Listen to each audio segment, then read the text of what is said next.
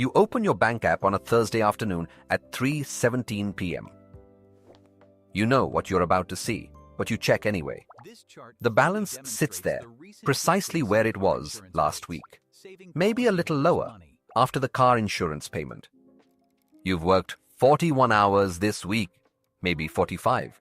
You are exhausted, and yet somehow the numbers do not move. Not the way they should.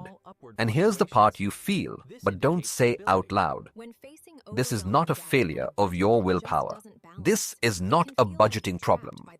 This is a trap, one that was designed, tested, and perfected over more than a century with a name you've probably never connected to your own paycheck.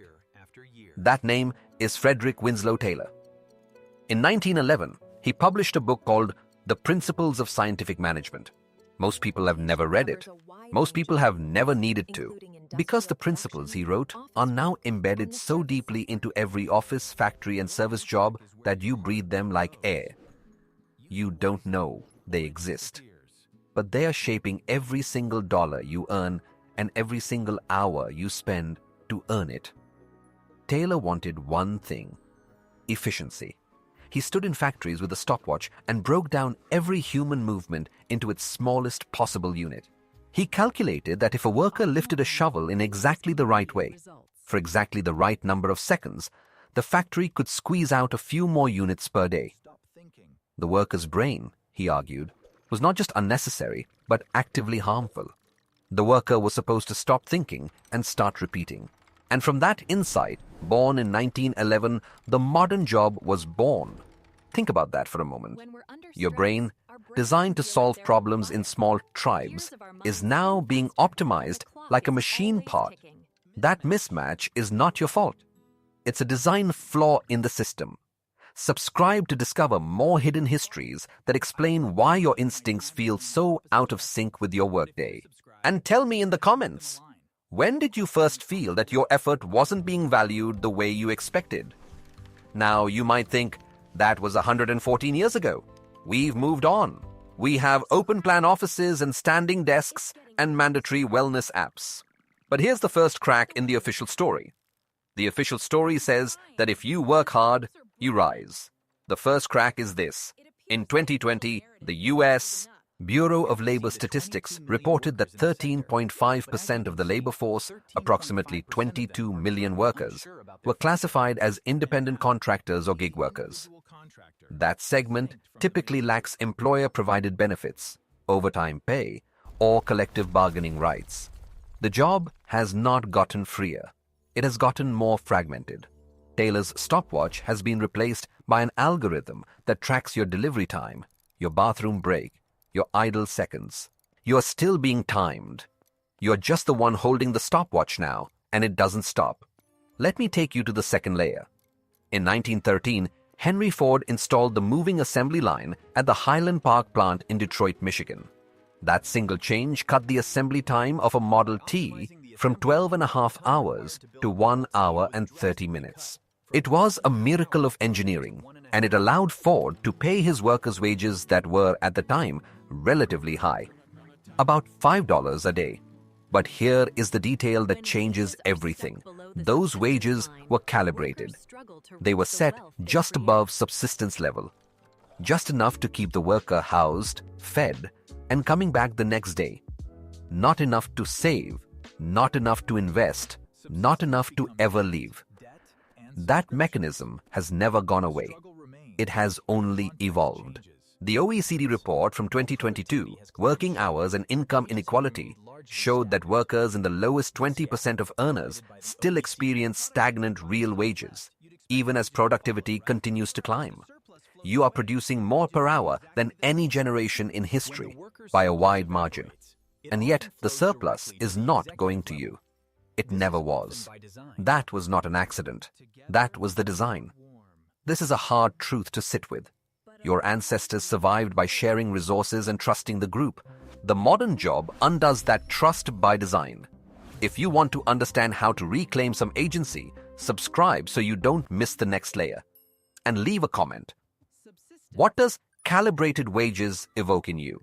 Have you ever felt exactly at subsistence level? Now, we descend to the third layer. And this is the one that is hardest to explain away. Guy Standing, a British economist, wrote a book in 2011 called The Precariat, the New Dangerous Class. He defined a category of worker that hadn't existed in this scale before. People trapped in insecure, low-paid, short-term contracts with almost no expectation of upward mobility. He called them the Precariat. They live in a state of constant economic anxiety. They cannot plan, they cannot invest, and they cannot unionize because they are replaced too quickly. You might look at this and think, that's not me. I have a permanent job. And maybe you do. But the Precariat is not just a class of people. It is a threat level. It is a pressure that the system applies to everyone. Think about it. If there are millions of workers who are desperate, flexible, and willing to accept less, then every permanent job becomes a privilege that can be rescinded. Your boss doesn't have to threaten you. The system does it for him. You see the job listings, you see the salary cuts. You know that someone, somewhere, is willing to do your job for less. And so, you stay quiet. You stay productive. You stay late. And you never demand more because the Precariat is standing outside the door. And the door is made of glass. And now, pause. Think about what you have felt in the last few minutes. This is the moment the script points at you, because this is the part that is not just historical. It is personal. The trap is not just that wages are low. The trap is that your entire life has been shaped by incentives designed to keep you running in place. The mortgage, the student loan, the medical debt.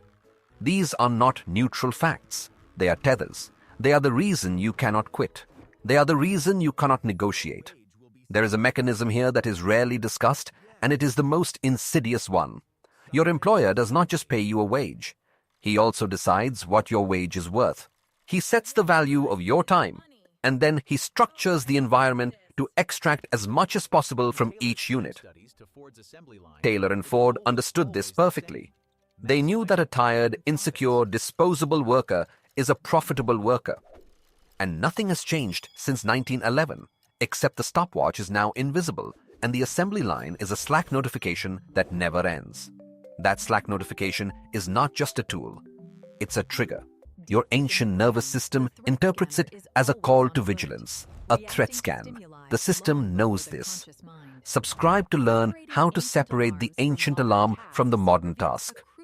And in the comments, share a moment when you caught yourself reacting to a notification with a flood of adrenaline. What was it? Let me show you one more anchor, because this is where it gets concrete. The language we use, employee, salary, benefits, full-time. All of these words carry a legal and economic architecture that was built in the early 20th century. That architecture assumed one thing, that the employer held all the power and the worker had no alternative.